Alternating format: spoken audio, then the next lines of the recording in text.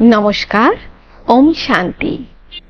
आमी प्रजापिता ब्रह्मा कुमारी ईश्वरीय विश्वविद्यालय থেকে তার এক ছাত্রী আপনাদের সাথে কিছু কথোপকথন করতে এসেছি। প্রজাপিতা ব্রহ্মা কুমারী ঈশ্বরীয় বিশ্ববিদ্যালয় যেখানে স্পিরিচুয়াল নলেজ দেওয়া হয়, সে বিষয়টা হলো যে আমি কে, আমাকে চেনা, আমাকে জানা। যখন আমরা নিজেদেরকে চিনব, ভগবানকে আমরা এমনি জানতে পারবো। আজকে সবাই ভগবানকে ডাকছে, কেউ ঈশ্বর, কেউ আল্লাহ, কেউ গড, বিভিন্ন নামে। কিন্তু ভগবান তার বাচ্চাকে একটা নামেই ডাকে, সে হলো বাচ্চা। ভগবানের জন্য আমরা সবাই এক। আমরা ভগবানকে বিভিন্ন নামে ডেকে থাকি। প্রজাপিতা ব্রহ্মা কুমারীতে এটাই শেখানো হয় কি তুমি কে যে ভগবানকে ডাকছো। আজকে আমি কে বললে আমি মৌসুমী বলি, কিন্তু এই স্পিরিচুয়াল লাইনে এসে সেটা জেনেছি যে সত্যি বলতে আমি কে। যখন আমাদের কোনো রকম সুখ, শান্তি, দুঃখ কিছুরই অনুভূতি হয়, সেটা কোথায় হয়? সেটা প্রথমে মাইন্ডে হয়, বুদ্ধিতে হয়। তারপর সেটা বডিতে আমরা অনুভব করতে পারি। মন বুদ্ধি আগে সেই বিষয়টাকে চিন্তা করে, মন চিন্তা করে, বুদ্ধির উপরে ওই পিকচারটা আসে, সেটা আমাদের বডির মধ্যে অনুভূতি হিসাবে প্রকাশ পায় যে আমি খুব খুশিতে আছি, আমার গরম লাগছে, আমার ঠান্ডা লাগছে। এই সব অনুভূতি বডিতে পরে আসে। প্রথমে যেখানে আসে সেটাকে আমরা কিভাবে কন্ট্রোল করব আর কিভাবে চিনব, সেটাই এই প্রজাপিতা ব্রহ্মা কুমারীতে শেখানো হয় কি বাচ্চে তুমি একজন আত্মা। হ্যাঁ না, সেই আত্মাকে যখন আমরা চিনে যাই, সেই আত্মার মধ্যে অথা সুখ শান্তি ভরপুর আছে। সেই জন্য তো আজকে আমরা শান্তির জন্য চারিপাশে ঘুরে বেড়াচ্ছি। তাতে মিত্র সম্বন্ধের থেকেই হোক, ঘুরতে যাওয়া হোক, খাওয়া দাওয়া হোক, সবের মধ্যেই আমরা শান্তি আর সুখ খুঁজি। ভগবান এসে বলেছেন শান্তি সুখ তার মধ্যে নেই। যদি থাকতো তবে আজ মানুষ সব থেকে বেশি সুখী হতো, কারণ তার কাছে কোনো জিনিসেরই অভাব নেই। কিন্তু মানুষই আজ সব থেকে বেশি দুঃখী। কেন? কারণ সে নিজেকে চেনে না। সে নিজেকে না চিনে, নিজেকে না জেনে বাইরে খুঁজে বেড়াচ্ছে। তো বাইরে কিছু নেই, বাইরে যা আছে সে হলো ক্ষণিকের শান্তি, ক্ষণিকের সুখ। আমাদের ভিতরে আছে, সেটা হলো আপনার মন বুদ্ধি, যেটা আমাদেরকে বারবার করে বলে যে আমাদের শান্তি চাই, সুখ চাই।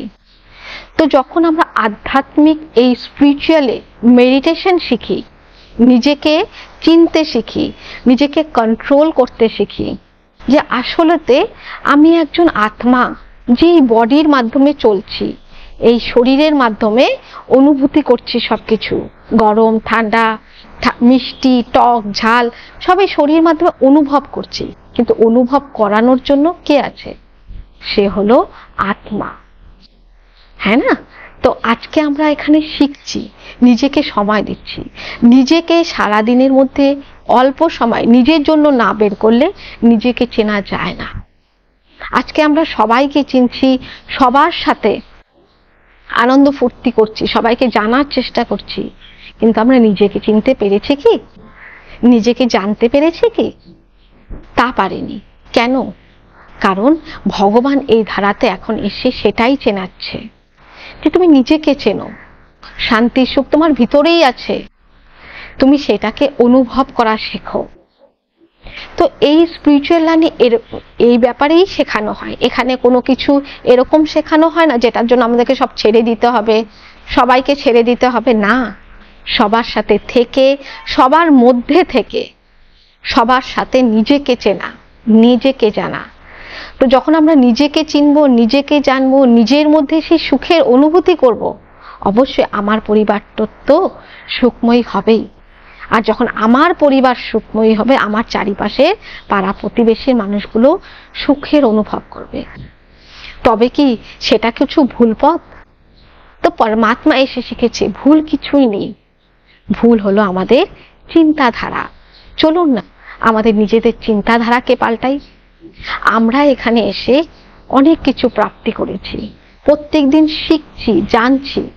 আমরা যদি সবাই মিলে সেইটা শিখি বা জানি, তবে কি এই বিশ্বে শান্তি আসা কোনো অসম্ভব ব্যাপার হবে?